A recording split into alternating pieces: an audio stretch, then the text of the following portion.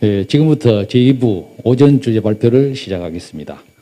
주제 발표를 해주실 분께서는 1인당 40분 이내의 발표 시간을 지켜주시기 바랍니다. 먼저 남계선 공간에 투영된 강익의 학문정신이라는 주제로 경상대학교 최석기 명예교수님의 발표가 있겠습니다. 박수로 환영해 주시면 감사하겠습니다.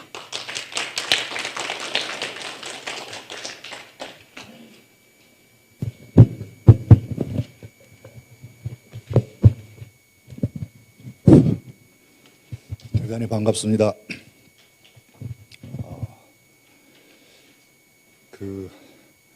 이 원장님께서 이 함양학, 함양정신 이런 문제에 관심을 많이 가지시고 제가 함양에 올 때마다 그 말씀을 하셔서 아주 오랫동안 이 고민을 많이 하신 결과로 오늘 그다음에 내년에 어떻게 될지는 모르겠습니다만은 이 발표가 이루어진 것 같습니다. 또 발표자도 저와 많이 상의를 하셔서 제 나름대로 학계의 최고의 전문가를 모시려고 노력을 많이 했습니다. 저만 빼놓고는 다 전문가들이십니다. 그 지역에서 정체성이나 문화적 공감대를 찾는 일은 매우 의미 있고 중요한 일입니다. 10여 년 전에 제가 경상남도 도사를 편찬할 적에 경남의 정체성 무엇으로 할 것인가라는 주제로 발제를 한 적이 있습니다.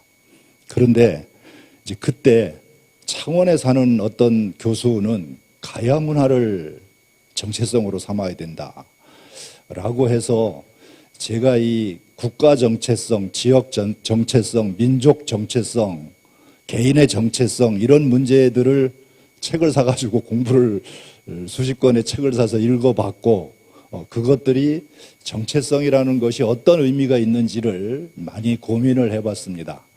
적어도 오랫동안 변치 않고 그 지역 사람들에게 많은 영향을 끼치는 사상이나 정신의 본질을 우리가 대체로 정체성이라고 합니다.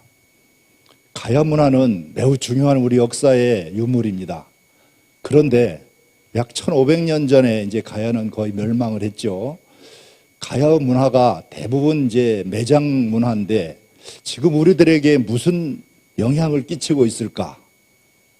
잘 모르겠어요, 저는. 우리 삶에 어떤 영향을 끼치고 있는지. 그런데 우리가 함양에서도 함양의 유현들을 전 원장님 계실 적에부터 저도 남명학 연구소장을 하면서 여러 차례 함양에 와서 발제를 한 적이 있습니다만은 이 조선 500년 동안 우리 선현들이 끼치신 그 정신적 문화적 영향은 아직도 우리들 삶에 그대로 이어지고 있는 부분이 굉장히 많습니다. 예를 들면 제가 경상남도에 가서 강의를 할 적에 곳곳에 가서 강의를 할 적에 특히 많이 말하는데 우리 몸속에는 남명의 DNA가 흐르고 있는지도 모른다. 마찬가지로 함양 분들에게는 일두 선생의 DNA가 자신도 모르게 피 속에 있을 거라고 생각을 합니다. 그래서 그런 것들을 찾아서 자꾸 현대화시키고 정립을 해서 문화적 공감대를 만들어내야 이 경남 문화, 함양 문화 또는 경상우도 문화 이런 것들이 없어지지 않고 기억되면서 지속될 수 있을 것이라고 생각을 합니다. 그런데 광역지자체로 보면은 참 안타까운 부분이 경상남도는 정체성이 참 없습니다. 다른 도에 비해서.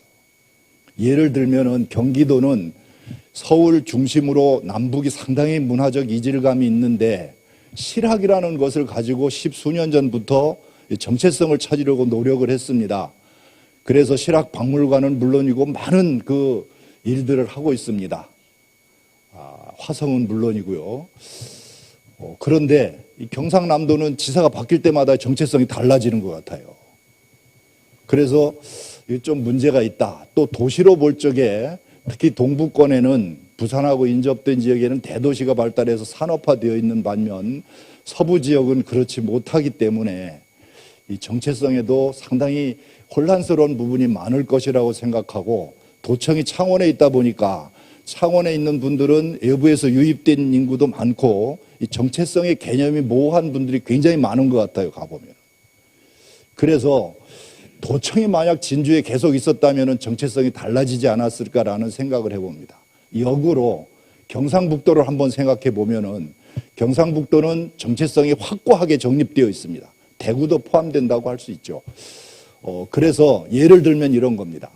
경상도 700년사를 경상북도, 아마 재정 자립도에서 제일 낮은 경상도 5개의 광역지자체 중에서 제일 낮은 경상북도는 자비로 수십억을 들여서 경상도 700년사를 만들어내고 경상도 문화재 대관을 만들어내는데 경남은 경북보다 아마 자립도가 더 높을 거요. 그런데 그런 생각을 전혀 못하고 있고 2001년 퇴계남명 탄신 500주년 행사 때 제가 직접 그 일을 도우면서 눈여겨본 건데 경상북도에서 수십억을 들이면은 경상남도에서는 그거의 한 10분의 1 정도밖에는 예산을 집행을 못하고 있었습니다. 개념이 다른 거죠. 그래서 이제 이런 그 지역의 정체성을 어떻게 정립시켜 나갈 것인가 하는 문제는 매우 의미 있고 중요한 문제다라는 말씀을 드리고 이 함양의 함양 정신을 정립하는데 이번 학술 행사가 군민들에게 새로운 마음을 갖도록 해 주었으면 좋겠다는 생각을 합니다. 사실 제가 발표하는 이 계암 선생은 오늘 발표하는 4분 중에서 제일 연배가 낮은 분이신데 제가 진주에 사는 줄 알고 아마 저를 제일 앞에 넣으셨는지 모르겠습니다만은 전 세종시에서 왔습니다. 그리고 그다음 이제 전필재 선생이 제일 위고 일두 선생이고 옥계 선생이고 계암 선생인데 거꾸로 지금 발표를 하게 됐습니다. 이 남계서원을 먼저 집어넣는데요. 이 함양 정신, 지역의 정체성을 찾는다고 하면서 이 어떤 더 넓은 광역지자체, 경상남도, 경상도 또는 대한민국 이런 큰 문화의 보편성을 무시하고 자기 지역의 특성만 얘기하는 경우가 굉장히 많습니다. 예를 들면 진주 옆에 사천에 가면요. 남명을 거들떠보지도 않고 그 구암 이정 선생만 얘기를 해요. 보편성을 빼버리고 특수성만 얘기하면 존재 기반이 불안정합니다. 그래서 이 보편적인 문화 속에서 특수성을 찾아서 개성을 드러내야 되는데 그러지 못하면은 이 자체가 사상 누각이 될 가능성이 있다라는 말씀을 먼저 드리고 그 이유를 드리는 이유는 이분이 남명 조식의 제자입니다. 그리고 남계서원을 창건한 주역입니다. 그런데 이제 그 남계서원을 창건하고 이분이 나중에 배향이 됐는데 배향될 때 보면은 이 계암 선생이 일두 선생을 사숙했다. 일두 정신을 그대로 가지고 있다. 그래서 다른 그 행장이나 묘지명에 나오는 글들을 약간 곡해를 해가지고 그냥 남명하고는 관계가 없다. 그리고 일두하고 이렇게 관련이 있다. 이런 식으로 얘기를 하는 경우가 있어서 이건 아니다. 그리고 말이 안 된다. 라는 말씀을 먼저 드리고요. 이분들 이후로 다음 세대 내년에 할지 어쩔지 모르겠습니다만은 사실은 여기 남명학이 널리 퍼져서 보편적으로 유행을 했습니다. 남명 선생, 일두 선생을 굉장히 존모했고요. 그래서 예컨대 박여량이니 정경훈이니 박명분이 동계 정원이니 이런 분들을 남명하고 무관하다고 말할 수가 없는 것이죠. 남명 사상을 아주 그대로 받아가지고 있어요. 그런데 그것 빼버리고 잘못하면은 그냥 고분의 그 얘기만 가지고 본다면은 착오를 일으킬 수가 있기 때문에 그런 보편성을 꼭 염두에 두는 것이 좋겠다는 말씀을 드리고 시작을 하겠습니다. 이 남계서원은 우리나라 두 번째 사획서원이라는 건 너무도 잘 아실 텐데요. 사실 이 계암 선생이 대단한 게 30대 초반에 서원 교육에 대해서 나름대로 확고한 인식이 있었다는 겁니다. 잘 아시다시피 서원 교육은 공교육인 향교 교육이 실패했다고 인정하는 바탕에서 설립이 됩니다. 향교 교육이 과거 공부나 글짓기 공부로 문장학으로 가니까 이 송대 정주학 사상을 받아들인 분들이 인간을 길러내자, 사람을 길러내자, 새로운 교육을 하는 거죠. 공교육의 실패를 만회할 수 있는 새로운 교육 방식을 택한 것이 서원 교육이고, 물론 중국에서 벤치마킹한 거죠. 그런데 그 새로운 교육에 30대에 있는 학자가, 지방에 있는 학자가 눈을 떴다? 이거 굉장히 중요한, 교육사 하는 분들은 굉장히 중요하게 눈여겨보아야 될 부분이라고 생각을 합니다. 근데 이분이 남계성원을 설계를 하셨는데 그 속에는 다 공간의 의미들이 있습니다. 근데 이 의미를 읽어내기가 여간 어려운 일이 아니에요, 사실은. 그래서 그 부분을 중점을 두어서 말씀드리려고 합니다. 그런데 이분에 대해서 말씀을 안 드릴 수가 없기 때문에 앞부분에 이분에 대해서 말씀을 좀 드리겠습니다. 목차에 나와 있듯이 이런 식으로 구성을 해봤고요.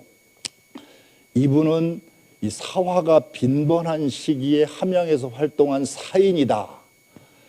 이 조선시대 살인파의 일원이다. 이 살인파 김종직 선생이 우두머리죠. 김종직 선생의 그 제자분들이 주도를 했죠. 새로운 어떤 풍조를 일으켰죠. 사실 이제 정철원 교수가 발표를 하실 겁니다만은 이 전필재 선생이 40대 초반에 함양 군수를 3년 하시면서 이룩한 그 의미가, 주자가 지남강군이라는, 지금 저 강서성 그 여산 있는 데인데요. 지남강군이라는 경상남도 한 반쪽쯤 되는 넓이의 군수를 했어요. 그 행정 관료를 하시면서 50대 초반에 하시면서 낮에는 공무를, 행정 업무를 처리하시고 밤에는 지역의 원로들을 모아가지고 교육에 어떻게 하면 인재를 양성할 것인가를 논의하시면서 직접 백록동 서원을 복원해가지고 거기서 학생들을 불러놓고 교육을 했습니다. 그러니까 지방 군수가 낮에는 행정 업무를 하고 밤에는 교육을 한 겁니다. 사교육이죠. 그런 풍조를 조선에서 가장 먼저 시행한 지역이 함양이고 그분이 전필재입니다. 그래서 살인파의 그 정신을 퍼뜨린 곳이 여기가 함양이다. 이 점이 굉장히 의미가 있다고 생각을 합니다. 이제 제가 말씀드린 이런 부분들은 이 살인파의 정신을 단적으로 보여주는 것들이고요. 이분은 함양학을 정립하는 데 중요한 위치에 있는 인물이다. 기왕의 연구가 꽤 됐습니다. 뭐 책도 한 권 나오고 그랬는데 남명학 연구원에서. 근데 충분히 조명하지 못한 부분이 제가 볼 때 많이 있다. 이렇게 판단이 되고, 이런 부분을 더 면밀히 분석할 필요가 있다. 특히 이런 부분은 제대로 읽어내지 못한 부분이 있다라는 말씀을 드리고 갑니다. 자, 이분은 이 당곡 정희보라는 분에게 배우기 시작했는데, 이제 이분이 저 남해 쪽에서 들어오신 분인데, 이분이 어떤 분이냐 하면은 전필제 1두까지 있었던 그 학풍이 이 무어사와 갑자사화를 당하고 나서 이게 일시 침체돼 버리는 시기에 함양의 인재들을, 지역의 인재들을 키우는데 굉장히 큰 공헌을 하신 분이에요. 그래서 이 밑에서 노진이니 뭐 이후백이니 쟁쟁한 인사들이 굉장히 많이 나와요. 이분 밑에서. 근데 이제 이분은 조선의 도학의 맥상에서는 크게 위치를 할 수 없는 그런 학자입니다. 그래서 말하자면 향선생 역할 정도를 하셨다고 하는데, 함양에서 보면은 그 침체된 학풍을 일으키는데 1500년도 전반기에 굉장히 중요한 역할을 했다라는 생각을 저는 가지고 있습니다. 이 계암 선생은 20대 때 이 남명의 풍도를 듣고 찾아가 배우려고 했는데 못 갔다. 이 남명의 산해정에 김해에 계실 때입니다. 이 말은 도학을 하겠다는 의지를 가진 것이다. 이 시점이 1540년대니까 이 을사사화가 일어나는 그런 기점입니다. 자, 이때 이제 문화에 나가서 배웠고 주역을 배웠고 그래서 이제 배웠는데 주로 이 뇌령정 산천제에 있을 때 나가서 배웠습니다. 이분에게 배운 것에 대해서 이 가장이 있고 행장이 있고 묘갈명 병서가 있는데 이분이 이제 제일 먼저 썼어요. 대체로 이걸 보니까 그대로 뺏겨 쓴 것 같습니다. 제가 보니까. 그래서 표현이 당공노인 사문 정의보. 여기는 아예 그냥 이름을 막바로 썼고 여기는 공. 그래서 선생이라는 표현을 쓰지 않고 이렇게 썼기 때문에 이 문제가 제대로 대우를 지역에서 안 해준 거 아니냐, 뭐 이런 제 글이 있습니다. 사성관계 문제인데, 그래서 이 위기지학을 하지 않았다고 하기는 어렵지만은 위인지역 쪽으로 기울어지 않았나, 뭐 이렇게 이제 한 얘기도 있고, 이름을 막바로 쓴 거는 존경하지 않는다는 의미이기 때문에 크게 이렇게 선생으로 칭하지 않은 것. 선생은 조선시대 선생이라는 칭호는 극존칭입니다. 더 이상 쓸 수가 없는 거죠. 님자가 없는 거죠. 그러니까 내가 학문적으로 사상적으로 그분의 학덕을 흠모하지 않으면 선생을 절대로 쓰질 않고 옹이나 장이나 어른장자나 이런 걸 쓰죠. 나이가 아무리 많아도 그렇습니다.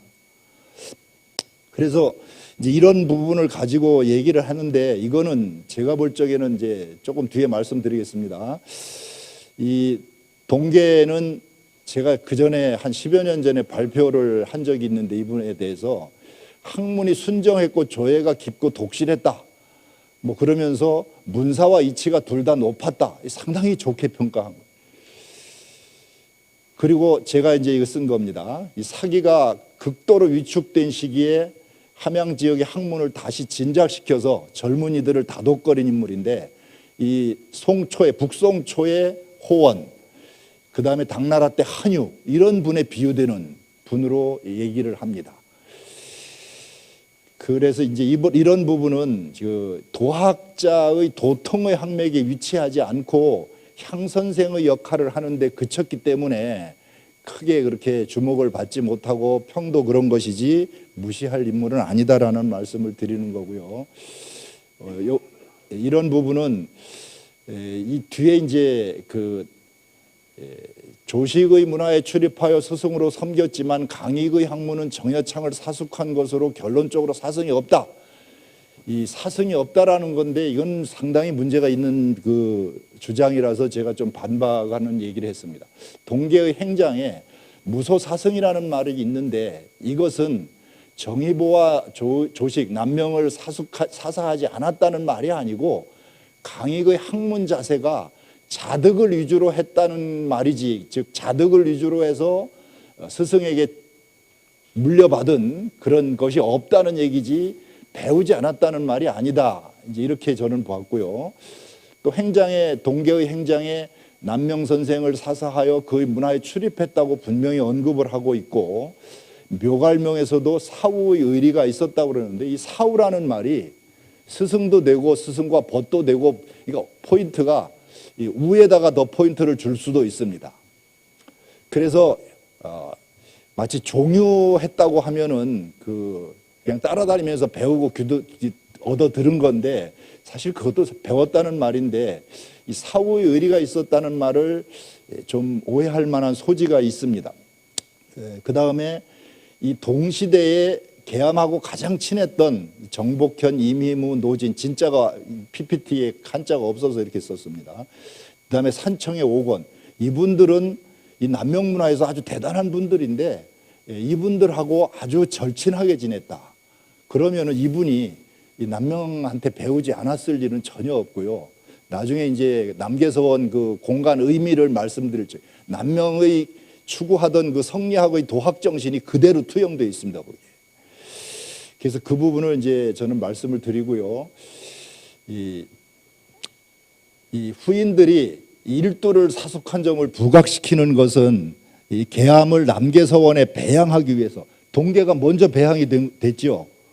이제 계암이 배양이 안 되니까 그 점을 부각시키기 위해 소청을 하면서 여기다 남명 얘기를 넣을 수가 없잖아요. 일두와 계암과의 어떤 정신적 맥락을 자꾸 얘기를 해야 되겠죠. 논지를 주장하려면은. 그러다 보니까 사숙했다는 말을 자꾸 강조해서 이렇게 된 겁니다. 그래서 이분의 상소문에 계암의 학문은 일도의 학문이다, 이렇게 얘기. 그런데 이런 집안 내력을 보면 전부 이 남명의 문인인 내암의 문인이고, 이 지역에 다음 세대에 내암이나 한강의 문인들이 여기 거의 뭐 깔려 있었습니다. 거기 다 가서 근무를 했어요. 그러니까 그렇게 이제 얘기를 하는 거고, 실제적으로는 그 남명한테 배우지 않았다고 할 수가 없다라는 얘기입니다. 자, 이분은 그 정신지향을 제가 뭐 요즘에 많이 얘기를 하는데 16세 때 위기지학에 마음을 두고 심성수양에 눈을 떴다. 17세 때 스승으로부터 기질을 변화시키는 것이 빠르다. 이 조선시대 공부 중에서 제일 중요한 게 변화 기질입니다. 이 사람의 타고난 기질은 청탁 수박이 있기 때문에 이걸 어떻게든지 변화시켜서 더 나은 인격체로 만들어 가야 되는 거죠. 그래서 이 변화 기질이 자신을 일신 우일신하는 그런 공부의 어떤 진보된 면을 보여주는 건데 이 부분이 대단히 빨랐다. 이 말은 이런 쪽에 심성수양에 적극적 관심을 갖고 실천을 했다. 이런 말이라고 보여지고요. 26대 숙야제를 지었는데 당시 숙쿵야매잠이 굉장히 유행을 했죠. 이 숙쿵야매잠은 그 퇴계의 성학십도의 맨 뒤에 들어가 있는데 새벽에 일어나면서부터 밤늦게 잘 때까지 이 사인이 지식인이 행동해야 될 어떤 근본적인 원칙들을 쫙 정리해 놓은 겁니다. 그러니까 아침부터 저녁까지 마음을 흐트러지지 않고 정신을 긴장감을 갖고 공부하고 실천하는 그런 것들인데 즉 이런 심성수양 실천과 관련이 있고요. 31세 때 양진제를 지었는데 이 정양성령 뭐 이런 말이 있죠. 고요히 성령을 기른다. 이를 보면은 이분은 심성수양을 하여 도덕성을 제고하는 위기지학을 택해 젊어서부터 정진했다는 사실을 알 수가 있습니다. 이게 남명학문하고 너무 닮아 있습니다. 두 번째는 동계의 행장에 학문을 하는 데 이르러서는 스승의 영향이 없이 스스로 발분하여 깨달아 의리를 탐색해 현묘한 이치를 꿰뚫어 알았다. 이게 무소사승 자득 이런 말이 나오는 대목입니다. 이는 사승이 없었다는 말이 아니고 스승이 깨우쳐주는 영향이 별로 없이 자득했다는, 조선시대 이 도학자들은 자득을 대단히 중요하게 생각하죠. 그래서 이 문구는 사승이 없었다는 말은 자득을 강조하기 위해서 한 말이지 남명한테 배우지 않았다는 말이 아니다라는 겁니다. 이 점이 굉장히 이제 곡해할 소지가 있어요. 그 다음에 이분의 실천은 행장에서 언급한 대로 대학의 성의 정심 수신 이게 실천인데 특히 이 마음 공부. 이 성의는 이 대부분 사람들이 이제 잘못 이해를 하는데 의자가 우리가 뭐 그냥 이 한자에는 의자가 뜻지자도 있고 뭐 오를 의자도 있고 전부 뜻으로 번역할 뜻이 아니고 이 의자는 마음속에서 막 싹튼 생각이에요. 막 일어나는 생각, 감정, 생각 이런 것들을 이 성자가 정성스럽다 성실하다가 아니고 꽉 채우다는 선으로 꽉 채우다. 마음속에서 일어나는 생각을 악으로 가지 않고 선으로 꽉 채워나가는 그게 성의 공부입니다. 그 정심 뭐 이런 공부를 통해서 이게 바로 이제 심성수양의 실천을 얘기를 하는 겁니다. 그 다음에 성리학의 수양론인 미발시의 존양과 이발시의 성찰극기를 모두 중시한 점 이게 특징이고요. 그 다음에 남명처럼 주역을 굉장히 즐겨 읽었다. 그래서 이런 시들이 있습니다. 이따가 잠시 말씀을 드리도록 하겠습니다. 이 계암선생에 대한 후인의 평은 이제 남명은 스승은 유종의 미를 거둘 수 있는 자이다. 학문적 성취를 인정한 거죠. 제가 이제 그 여러 한학자 어른들한테 배웠는데 그 어른들은 옛날에 A 플러스라는 걸 모르세요. 아주 잘해야 A를 주고 A를 잘 안 주세요. 그 이유를 여쭤봤더니 A를 주면 건방져진다는 겁니다. 그러니까 100점이라는 게 없어요. 그래서 이제 그만하면 됐다. 그만하면 됐다. 이게 아주 잘했다는 표현입니다. 근데 요즘은 이제 A 플러스를 안 주면 막 화나고 달려들어요, 학생들이. 이상한 풍속이죠. 그래서 이 말은 굉장히 칭찬한 겁니다. 인격을 도야해서 도체로 만들 충분한 그릇이다. 뭐 이렇게 이제 인정을 했다는 거고, 도를 음미하면서 정신을 함양이다. 이분이 이제 강정화 교수가 발표할 때인데 뭐 이조 판서까지 지내시고 아주 대단한 어른이시죠. 남명도 종유했고 제자는 아니지만은 굉장히 가까이 지냈습니다. 이 덕계오고는 역시 문과에 급제했는데 이분은 그 퇴계한테도 찾아가서 배웠는데 퇴계가 서울에서 벼슬할 적에 같이 얘기를 해보니까 대학과 중용은 자네가 나보다 훨씬 낫다. 근데 이분이 이제 글을 쓴 게 이제 없어졌어요. 근데 중용을 3천독 했다고 그러는데 14살에 아버지가 돌아가셔가지고 아버지가 돌아가시면서 등을 어루만지면서 나는 죽으면 그만이지만 너는 누구한테 배워서 사람이 될래? 사람이 될래? 이 말이 가슴에 딱 박혀가지고 발분해서 공부를 했다고 합니다. 그래서 젊어서 중용을 3천독을 했다고 해요. 그래서 중용을 제일 많이 읽은 분입니다. 근데 그게 우연이 아니고 이 남명 사상이 거의 중용에서 나온 거라고 저는 이제 주장을 하는데 이 남계서원의 명성당도 마찬가지고요. 굉장히 중요한 의미가 있습니다. 이분은 이 계암에 대해서 공부는 경의를 전공하여 그 연원이 멀었고 학문은 천인을 관통하여 그 덕업이 이루어졌네. 이 천인을 관통했다는 게 중용의 인도 천도를 꿰뚫었다는 뜻입니다. 인도를 닦아서 천도에 이르렀다는. 이분은 그 남명의 이제 외손서이고 제자인데 사실 그 지금 계암집에 이렇게 계암집에 있는 글하고 대조를 해보니까 이분이 9살 때 이분이 20몇 살인데 같이 교유했다고 나오는데 그거는 나이를 안 따져보고 후인이 잘못 기록한 것 같아요. 9살짜리가 어떻게 20몇 살짜리가 교유를 합니까?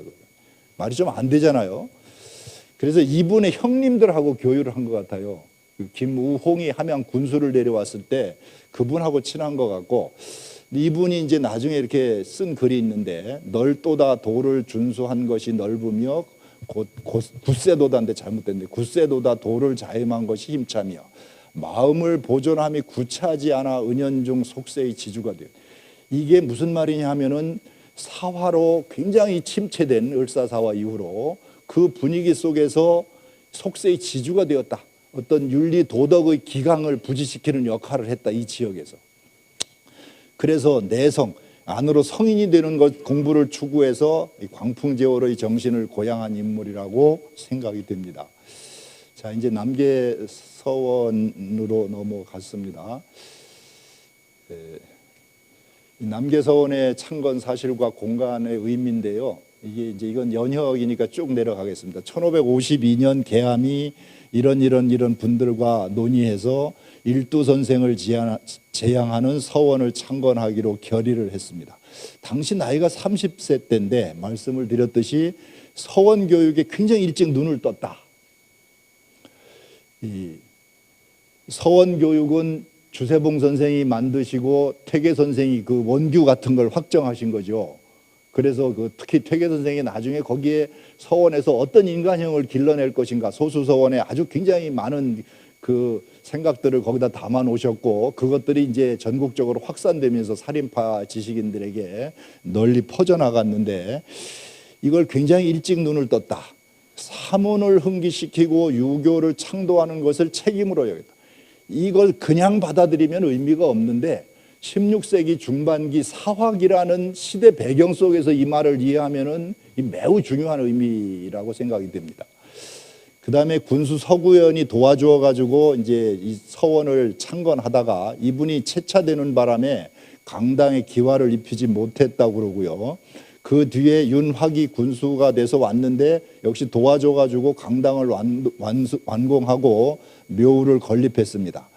그래서 이제 위패까지 봉안했죠. 그 뒤에 김우홍의 형인 김우홍이 이 집안이 이제 남명하고 굉장히 친한 집안입니다. 이분들 아버지하고도 형제들이 다 잘 됐고요. 김우홍이 군수로 부임하여 동제와 서제, 연못과 다락 등을 완공하고 서원의 규모를 갖추어 놓았습니다. 그 다음에 이분이 이제 그 남명 조식하고 이름이 똑같은데 우리말로 이분에게 글씨를 부탁해서 현판을 걸었는데 이 계암이 전부 이제 이름을 정했죠. 이런 이름을 정했는데 그 이름에 특별한 의미가 있다. 뭐 다들 잘 아시겠습니다만은 남계서원이 세계유산이 돼가지고 이제 서원이 이제 우리나라 조선시대 사립교육, 사교육의 아주 산실로 중국에서 발원한 겁니다만 중국에는 몇 개 남아있질 않아요. 그래서 이게 이제 세계문화유산이 됐는데 서원은 꼭 보아야 될 게 강당 이름하고 문루의 이름입니다. 이 강당 이름과 문루의 이름에 그곳에 모셔져 있는 선현의 정신이 고스란히 거기에 들어있어요. 특징이. 근데 이게 알기가 굉장히 어렵습니다. 특히 문루의 이름이 어떤 성리학적 세계관에 아주 깊은 그런 심층적인 것에서 따왔기 때문에 뭐 무변루, 옥산서원에 이러면은 그냥 가가 없는 끝이 없이 넓은 이렇게 단순한 의미가 아니고 굉장히 아주 깊은 의미가 들어가 있어서 이제 그것을 잘 이해하는 것이 굉장히 중요한데요. 그렇게 붙였습니다. 그 다음에 관찰사에게 부탁해서 서원의 재정을 마련했다. 그 다음에 노관에게는 책을, 양홍택에게는 재물을 모으라고 이제 부탁을 했고, 뭐 이런 지방 예까지 만들어서 행하게 했습니다. 그리고 1566년 사액이 됐습니다. 정유재란 때 소실이 됐고요. 그 다시 건립을 하고 그 동계를 배양하고 제소청에 의해서 계암을 배양하고 이 늦게 풍영루가 완공이 됐습니다. 본래는 문루가 아니었고 나중에 문루를 지은 것 같습니다. 소실됐다가 또 다시 지었습니다. 이 공간 구성과 그 의미인데 서원은 그 지역 출신 선현을 제양하며 그 학덕을 계승하고자 하는 정신을 공간에 담고 있습니다.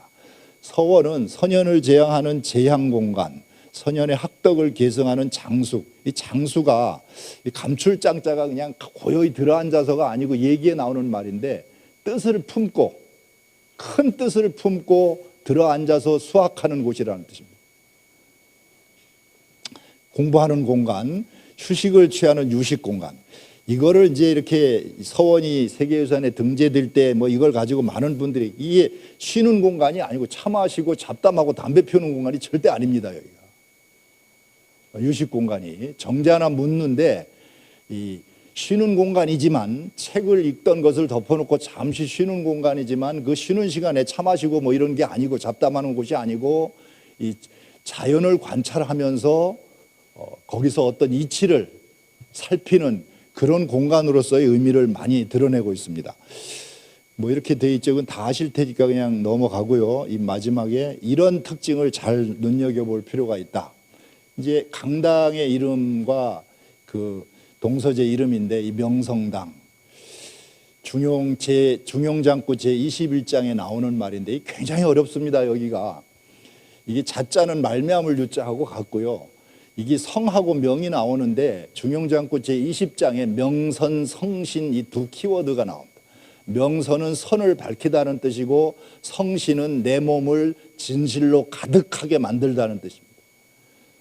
그래서 성자는 천지도요 성지자는 인지도라 이게 중용장구 제20장에 나오는 거고 그걸 받아서 이 중용의 대지가 정성성자인데 정성성자는 주자가 진실무망 진심으로 꽉 차 있어서 망념이나 망동이 아예 없어진 상태 100% 진심으로 꽉 차 있는 상태가 이게 성입니다. 성자를 정성이나 성실로 번역하면 안 됩니다. 이게 그냥 성이에요. 성. 잘못하면 의미가 다 왜곡돼 버려요. 진실무망이라고 하면 괜찮아요. 주역에 무망괴가 있어요. 그거하고 이제 연관이 되는 건데 거기서 나와가지고 이 남명이 굉장히 이 부분을 중요하게 생각합니다. 그래서 68세 때 선조가 즉위했을 때 무진봉사를 보내면서도 명선과 성신 이 두 가지를 가지고 써서 올립니다. 그때 퇴계 선생은 성학 10도를 올렸습니다. 그만큼 이제 이 중용의 성이 중요한 건데 이 성을 말미암아서 명해지는 것을 본성이라고 하고 천명지위 성이고 명선을 말미암아서 자신을 성하게 만드는 것을 성인의 가르침이라고 한다. 성하면 명해지고 명하면 성해질 수 있다. 이 부분이 또 틀리기 쉬운 부분인데 주자의 주석에 가히 할 수 있다 이렇게 나와 있어요. 성하면 명하면 명선을 하면은 성신할 수 있다. 다음 단계로. 자, 이 부분은 현인 이하의 사람들이 열심히 심성수양을 해서 성인의 경지에까지 올라가는 그 부분을 즉 인도를 닦아서 천도에 합하는 천인 합일의 경지를 말하는 것입니다.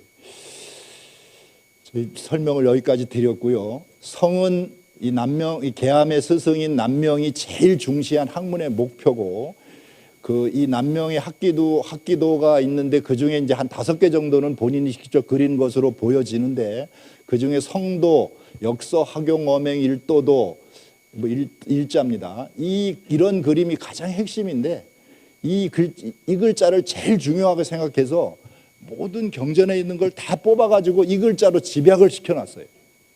성도에 보면. 그 다음에 이거는 주역, 서경, 대학, 중용, 논어, 맹자, 즉 사서 삼경을 전부 하나로 합쳐가지고 거기다가 이제 어떻게 공부의 맥락을 잡을 것인가를 한 장에 도표로 그린 겁니다. 말하자면은 퇴계 선생은 자세하게 이론적으로 설명하고 논리적으로 다시 하셨다면은 이분은 이 경전에 있는 내용을 키워드만 뽑아가지고 통합해서 그걸 가지고 나를 어떻게 더 수양하고 이 시대의 정신을 어떻게 더 세우고 하는 그런 자기화와 실천 문제 이런 쪽에 더 관심을 두셨던 것 같아요. 그래서 남계서원의 교육 목표는 한마디로 말씀드리자면은 명선을 통해 성신을 추구하는 여기에 있다. 이게 교육 이념이고 목표다. 굉장히 어려운 말이기 때문에 아마 이 말을 제대로 이해하는 분들이 그렇게 많지 않을 거라고 생각을 하고 한문학을 공부하거나 유학을 공부하는 분도 이 부분에서 엄청 많이 틀립니다. 무슨 말인지 이해를 잘 못하고요. 그래서 이 부분이 이제 굉장히 중요한 의미가 있다. 우리나라 두 번째 사역서원인 남계서원에 조선 도학을 대표하는 교육의 이념을 제시하고 있다.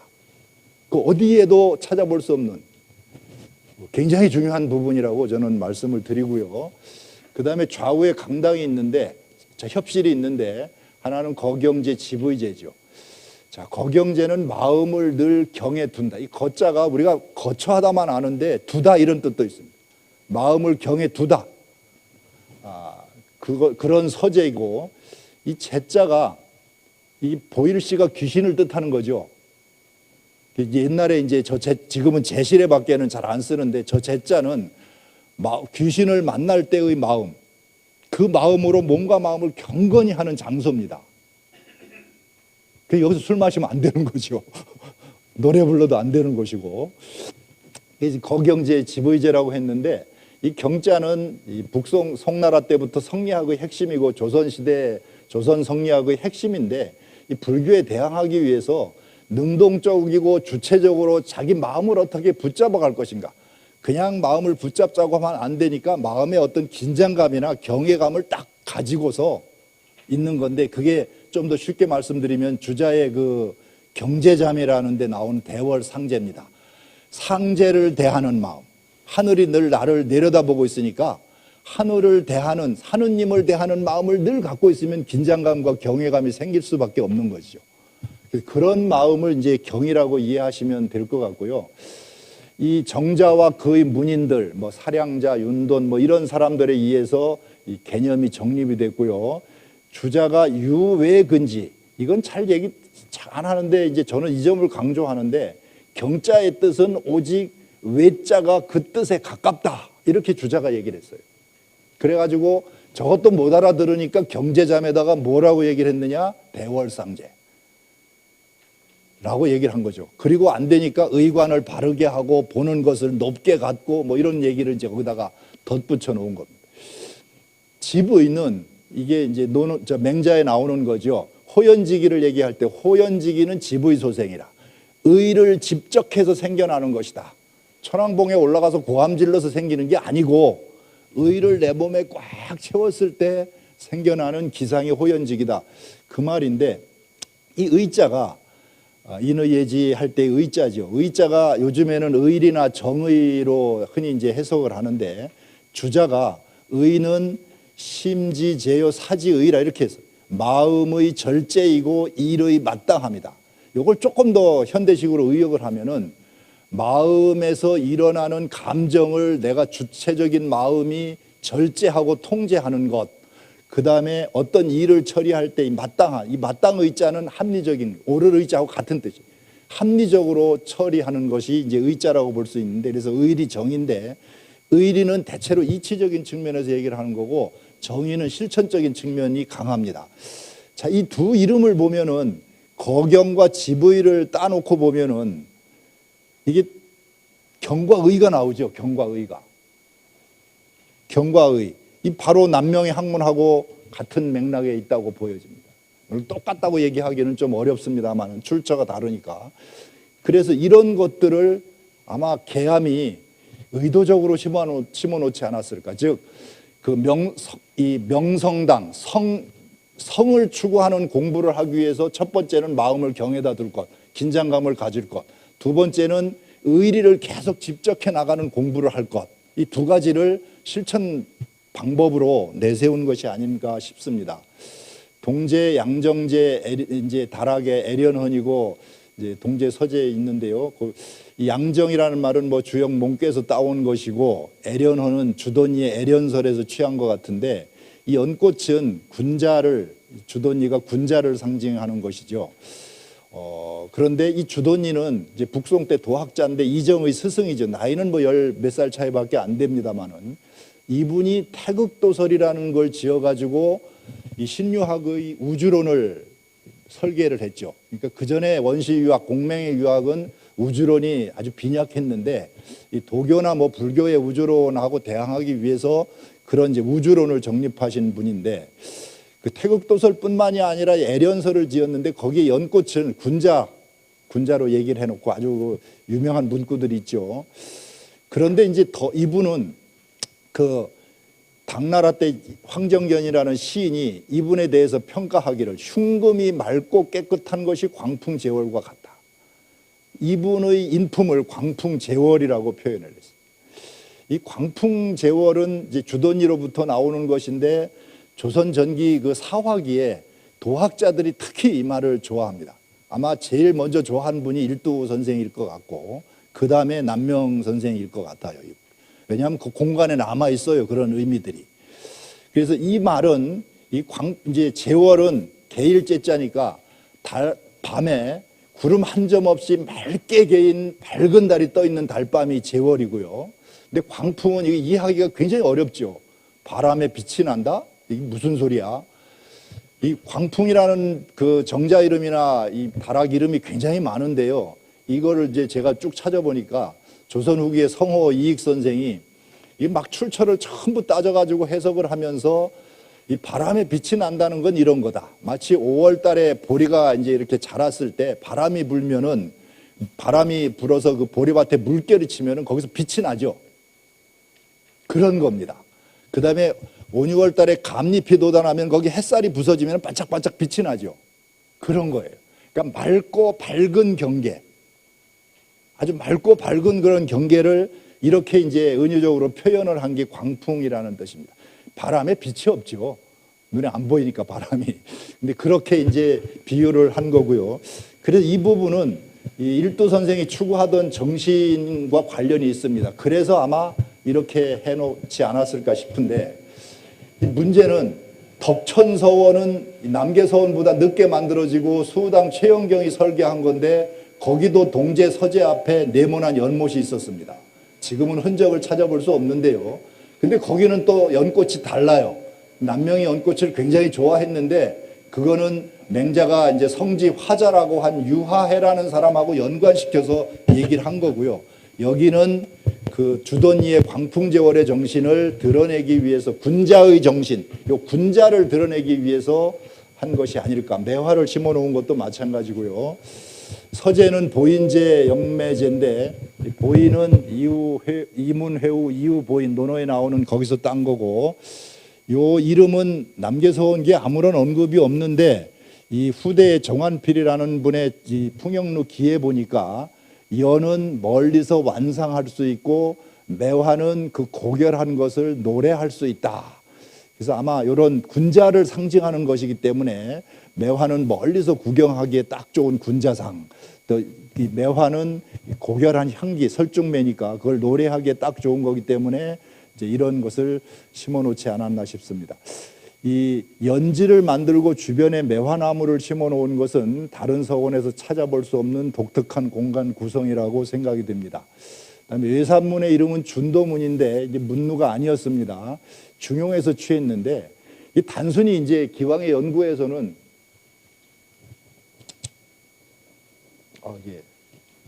제가 시계가 없어가지고 지금 잘 보이질 않아서 얼마나 남았습니까? 10분? 네. 시계가 없어서 지금 볼 데가 없어서 얼마나 흘렀는지. 예, 알겠습니다. 빨리 하겠습니다. 이 단순히 중용에서만 따온 것이다 이러면 의미가 없고요. 중용 장구에 보면 이런 말이 나오는데, 중용의 도를 추구하는 사람들이 도를 따라 실천하다가 중도에 그만두는데 나는 그만둘 수가 없다. 오 불능이라, 이 공자의 말씀입니다. 준도라는 말은 그냥 따온 게 아니고 이 부분에 포인트가 있어요.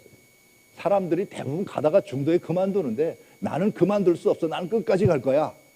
뭐 이런 말이죠. 그 다음에 이분의 이제 풍영루기에 보면은 문을 경유해서 도를 행하는 것이 바로 이곳에 있다. 그러니까 이 길을 통해서 저 끝에까지 성까지 가자. 명선을 통해서 성신을 투구하는 솔성지도를 행하며 중도에 포기하지 말라는 의미가 이 속에 준도문 속에 들어 있습니다. 뭐 거의 다 왔습니다. 이 계암은 사화기에 일찍 내성을 추구하는, 내성은 자기 자신을 성인으로 만드는 공부를 하는 겁니다. 내성 외왕이라고 그러죠. 외왕은 밖으로 왕도를 펴서 태평성대를 구현하는 것이고, 내성은 자기 자신을 성인으로 만드는 그런 공부를 하는 건데, 이런 공부에 힘을 쓰셨고, 이 남명을 사사해서 그 학문과 정신을 계승했고, 일찍이 향교 교육의 문제점을 인식하고 서원 교육에 눈을 뜨신 분이고, 남계서원을 창건하면서 그 공간에 거경집의를 통해 진실무망의 성을 추구하여 광풍제월의 정신을 이룩하는 것을 교육 이념과 공부 방법으로 제시를 했다. 후학들이 풍영루를 증설하면서 일두 선생의 광풍제월의 정신을 담아 놓았습니다. 제가 오늘 발표 PPT에서는 말씀을 안 드렸는데, 발표 자료의 글에는 그 일두가 안희현감을 하시면서 광풍루라, 광풍루 제월당 이런 이름을 붙이셨죠. 거기에 이제 이분이 지향이 담겨 있다, 이렇게 볼 수가 있을 것 같습니다. 함양학 또는 함양정신은 바로 계암이 남계서원에 투영해 놓은 학문 정신에서 찾을 필요가 있다, 이렇게 말씀을 드리고, 물론 그 앞에는 전필재 선생의 그 살인파의 정신, 일두 선생이 추구하던 소학을 통한 인격 완성, 뭐 이런 것들이 충분히 이제 담보되고 나서 이런 16세기 유학자의 정신이 남계서원에 고스란히 담겨 있고, 그 어떤 서원보다도 조선 도학의 이념을 잘 드러내고 있는 조선시대 대표적인 살인 명문 학교다, 이렇게 말씀을 드리겠습니다. 감사합니다.